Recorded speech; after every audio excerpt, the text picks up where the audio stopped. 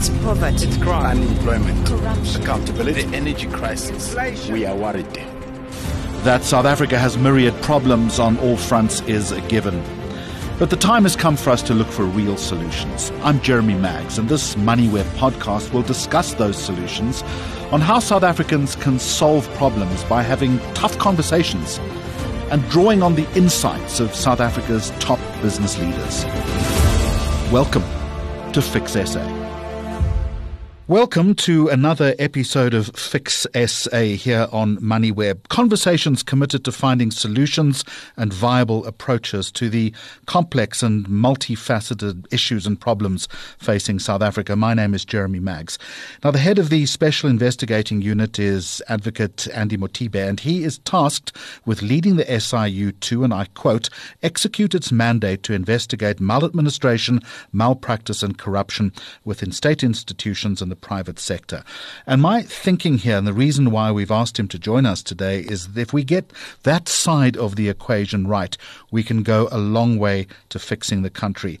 Advocate Mothibi says he strives for a corruption-free South Africa, making a meaningful impact in the public sector, the private sector and society generally by ensuring accountability and this thing called consequence management for wrongdoers in all tiers of government, inclusive of those private sector parties involved in the wrongdoing itself. Andy Mothibi, a very warm welcome to you and thank you so much for joining us.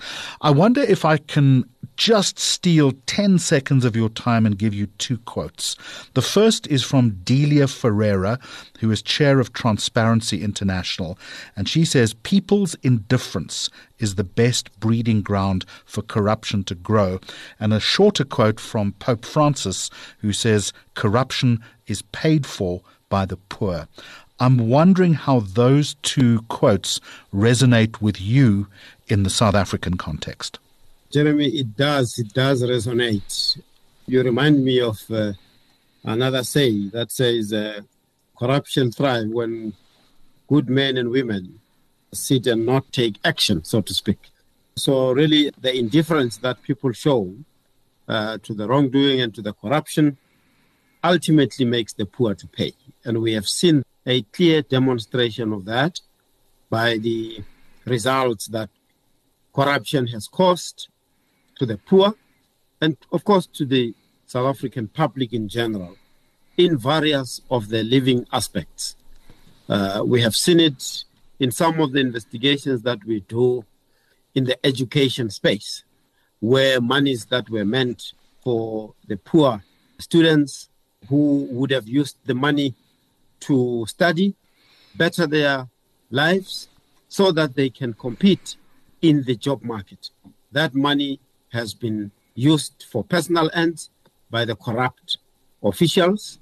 And of course, there is a collusion here. There's always that private sector aspect where companies also are involved. So that's in the education space. In the, I would say, electricity space that everyone can relate to.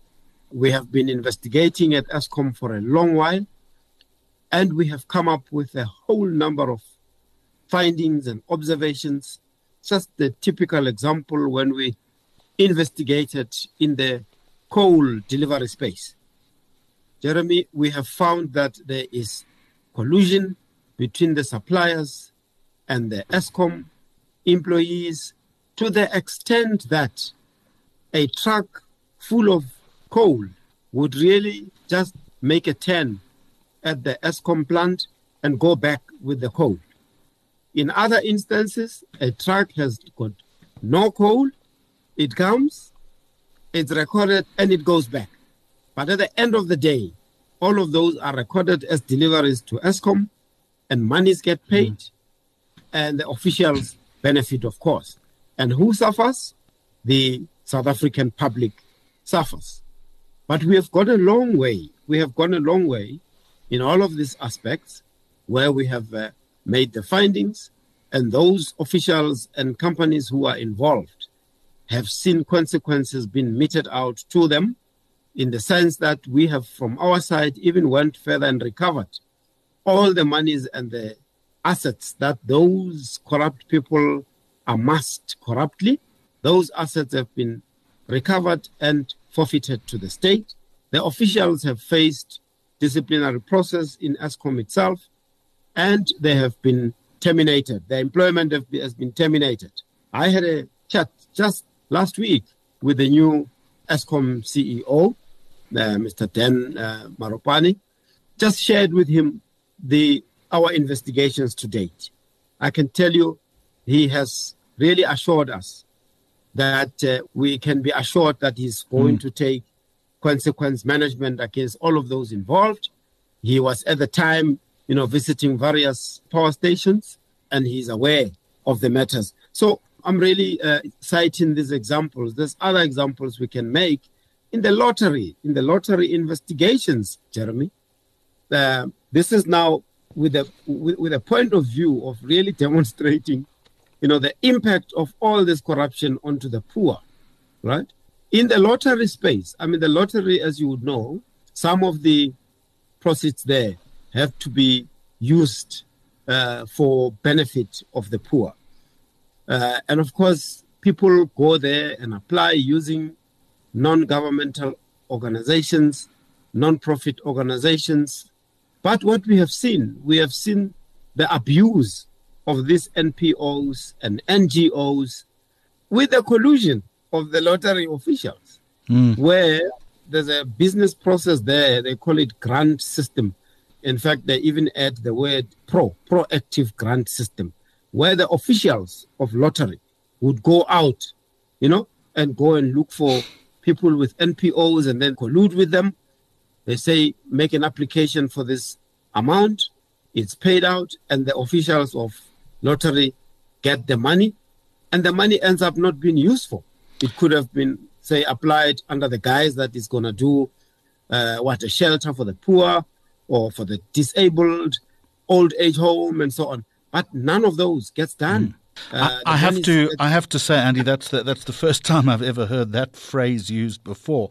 I want to ask you this question, though. Do you feel sometimes that you are a little overwhelmed, that there are small wins that you've pointed out, whether it be in the lottery space, the Eskom space, or the education space, small wins, but do you really believe that as we try to fix South Africa, we are winning this big corruption battle?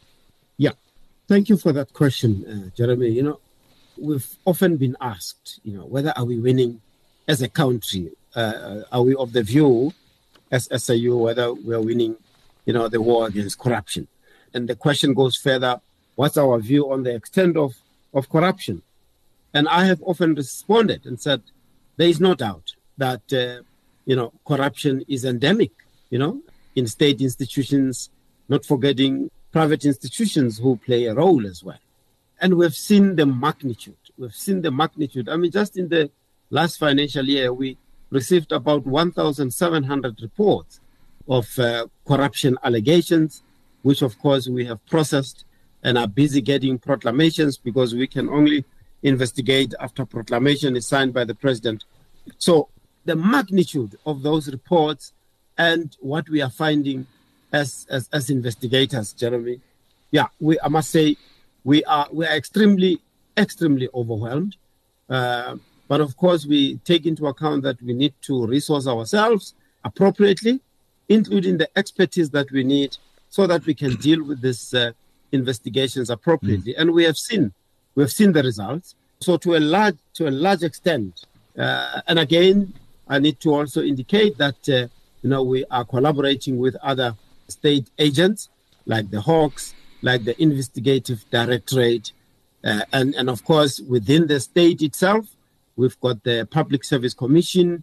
In the police, we've got the IPIT, Independent Directorate, again to investigate the police. We work closely. So the question whether we are really winning the battle or the war, and I can hear, say, representing my colleagues that, it's a collective yes. We think we're really turning the corner in the battle against corruption. And why am I saying so? It's because, if you look previously, and again, the years that are covered by some of our investigations, and the years covered by the Zondo Commission report, those previous years, you can see that, there has been quite a displeasing inaction on the part of state institutions. Some of them, of course, are said to have been hollowed out, such as NPA, the South African Revenue Service. We as SIU, if I were to say so myself, and of course there has been other, scholars who wrote about the work of the SIU before my time and now through my time. There is no indication that SIU was, to use the phrase, captured. So as a result, over the years, 2 years back, we celebrated our 25 years, and we showed the work that SIU has been doing for the past 25 years, significant results reached. But of course, Jeremy, we require a collective action so that, when we recover the assets and make sure that the monies are recovered, we need action to be taken against those officials who are involved and the private sector companies that are involved. We also need to see prosecution following against those. And this, Jeremy, will really create that view by the public. And again, the issue of public trust is important here. And the public, including our rural public, where, poverty is palpable there. Our rural public and everyone in the public should see that government is really serious about the fight against corruption. Advocate Mothibi, let me ask you this question. You talk about action being taken, but you must be disappointed, surely, that there has not been more prosecution, that there's not been more consequence as a result of the findings of the Zondo Commission, which laid bare 10 wasted years in South Africa. Yeah. Jeremy, of course, it's really, really concerning that there hasn't been prosecutions as yet. And I often say to my colleagues that, the public expectation is so high that we need to action, whatever we need to action, and as quickly as is possible. The Zondo Commission made, investigations and came up with evidence. From our side, we are actioning quite a number of those in Transnet. We have taken the contract of the locomotives that were procured as a result of the involvement of one of the Gupta companies. We have taken that to court for all those locomotives contracts to be cancelled so that we can recover. We are also actioning some of the matters in Eskom and so on. But on the prosecution side, and of course, I speak to our colleagues on an ongoing basis in the NPA, and as you know, that the independent directorate was put up so that it can investigate and also prosecute those matters arising from state capture. But of course, there hasn't been much traction. And I saw that the Director of Public Prosecution with her team, they made a public appearance explaining to the public. So the issue of the permanence of ID and resourcing and so on come up. And it's not like, there hasn't been anything done. And I say so because we do collaborate with them. We second some of our members to ID. In the Eskom space, there's been a few cases enrolled for prosecution. We have seen the Matsela Koko case that has been withdrawn to our disappointment.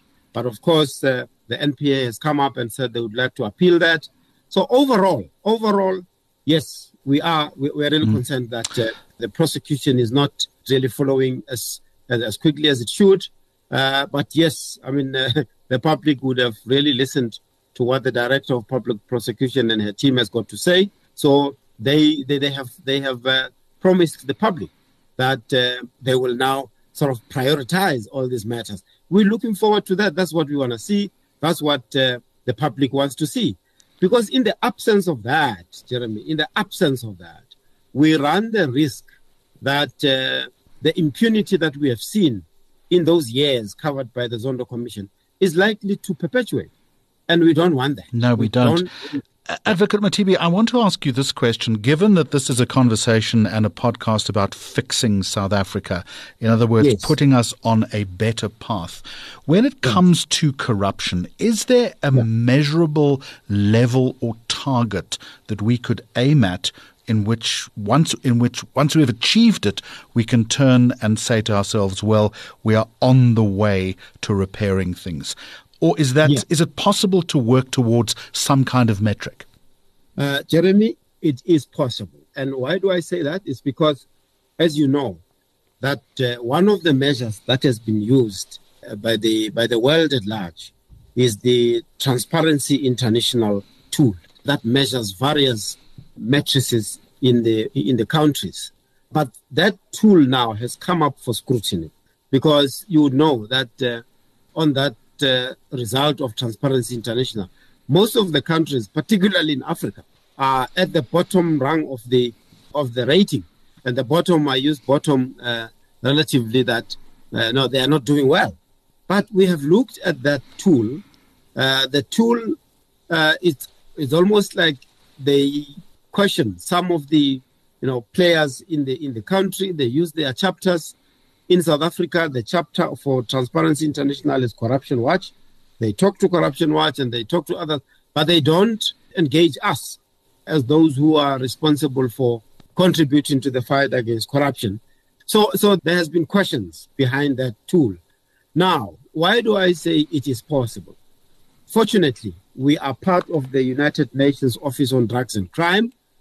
There is a draft measuring tool that has been developed, and Transparency International was also part of this.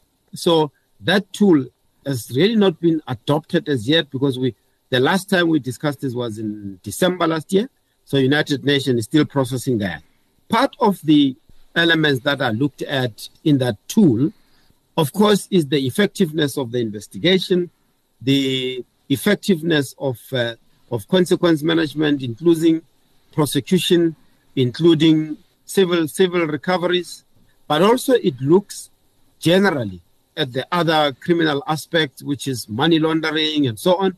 And then they look at the outcomes of the FATF, they call it FATF, which is the Finance Action Task Team. But in the country, they look at sort of the level of implementation of projects. And then there's a way that they would be measuring the extent of civil activism, the inclusion of civil society in the fight against corruption, which we have started doing as SIU, of course, on behalf of government, including civil society. That's a very important aspect. And of course, they will also look at, unfortunately, they will probably continue to look at the rating agents and so on. I mean, I say unfortunately because, there's always been a question around the rating agents. But that tool, we're looking forward to that tool being implemented soon. So there is a possibility of measuring. But in terms of the target, it has been discussed and debated. It's going to be very, very difficult to really put a target. But, just in his last week, where Minister Gordhan was quoted in the public saying the corruption has cost SAA, Transnet, and Eskom about 271 billion. I think they put it at that number, So imagine that if those are only as state-owned entities under Minister Gordhan's portfolio, what about the other SOEs? And what about the departments? What about the private sector? Yeah, I mean, the figure there would be absolutely astonishing. Advocate Mothibi, let me pivot the conversation slightly, if I can, away from measurement. And I want to talk a little bit about bravery. One of the ways in which we're going to fix corruption in South Africa, I would imagine, is to encourage more whistleblowing.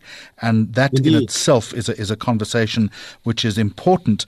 But the reality is that often there is a perception that they are not protected enough. Yeah. Again, in your investigative role would deal with whistleblowers all the time. Do you agree with that assertion? And what needs to change in order to improve the dynamic? Jeremy, thank you so much for that question, because the plight of whistleblowers is very, very important. I just read, in fact, last week sometime, I read that the CEO of the Tembisa Hospital has passed away, right? And he passed away in the face of the disciplinary process that was underway. But today I read that he's going to receive pension payout. And I'm using this as an example. You'll see where I'm getting to. A pension payout of, can't remember how many millions. But they say in that report that, he was part of siphoning that more than 1 billion from the hospital, and that was reported as a result of the Babita Deokaran whistleblowing, right? That is a very, very important example, and we know that Babita Deokaran, was killed now directly as a result of the whistleblowing that she did, and may her soul rest in peace indeed. And we were part. She was possibly going to be a very key witness in our case. And now every platform we take to, Jeremy, is that, we of course need to protect the whistleblowers, but we also say every moment where a whistleblower or a witness, because, we've got a whistleblower stage, and then you transit to becoming a witness. Not always that whistleblowers would be witnesses, but in both instances, whistleblower and witnesses, we need to protect them. But they also need to sort of work with us and assist us in instances where they feel that there's threats to their lives. They need to, really reach out to us, SIU, NPA, Hawks, and so on, so that we kick in the mechanism. There is a mechanism at NPA, although it is called Witness Protection Mechanism. We have also invoked that mechanism to protect the whistleblowers. A typical example that I can give is when we were investigating in the Life Esitimeni investigation. Life Esitimeni is that health investigation we did in Gauteng, including the mental health institutions, which prejudiced a lot of mental patients. There was a lady who was a whistleblower, and she was possibly going to be a witness. She came to our offices one day, almost early evening. She said to us, I'm not going back to home. She stayed in Soweto. She says, no, I got threats that I'm going to be killed for reasons of having given information around Life Esitimeni and the wrongdoers there. And I personally called the director of public prosecution at the time. It was still Mr. Sean Abrahams at the time. And we immediately got hold of the person who is in charge of the witness protection program. We got that lady into that program.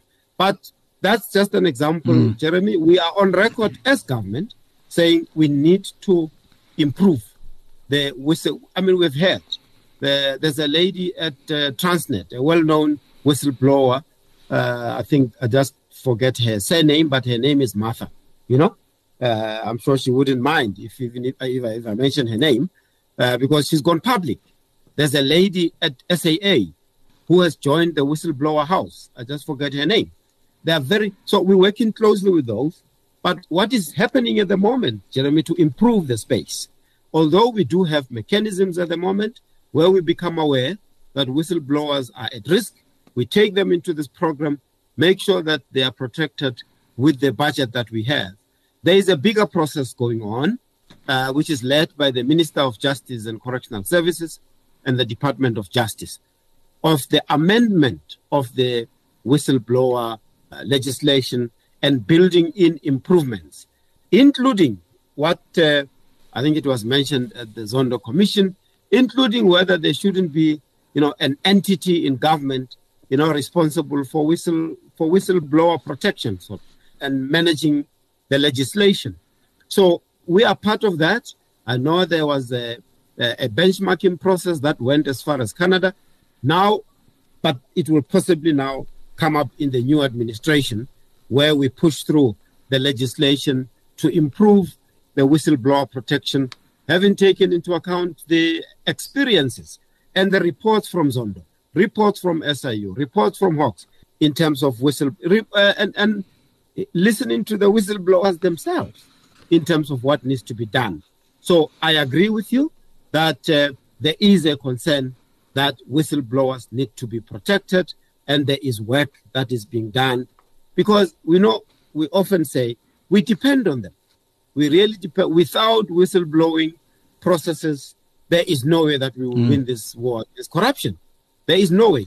So without protecting the whistleblowers, we can really, really forget about winning the war against corruption. So we need to strengthen those mechanisms and ensure that the whistleblowers are protected.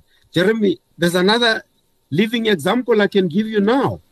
In the Home Affairs, the president has signed a proclamation for us to investigate in the Home Affairs, dating back to, I think, 2018 or so, even before.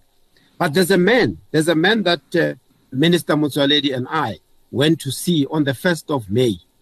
That man, of course, his name will be protected. That man is so willing, and he's a retired, officially retired sometime this year. He's willing to whistleblow, right? But guess what? He has really experienced prejudices to an extent of his life being threatened. So now the team is working with him. I have said to the team, go there. In fact, as latest as today, they've went to him to finalize the affidavit so that we can now get him included in the witness protection program. The part to note about the witness protection program is that it uproots you. It uproots you from your home.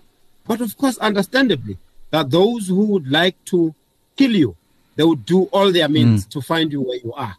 So we're working with that person to make sure that his life is protected and he can continue to collaborate and contribute to the investigations to really deal with those officials in Home Affairs and those who are corrupting the officials to deal with the corruption at Home Affairs. Advocate Andy Mothibi, thank you very much indeed, not only on shining a light on the importance of fighting corruption and fixing South Africa, but also for some of those concrete and very meaningful examples, and particularly the focus on whistleblowing. Head of the Special Investigating Unit, Advocate Andy Mothibi, thank you so much for joining me on this Fix SA podcast.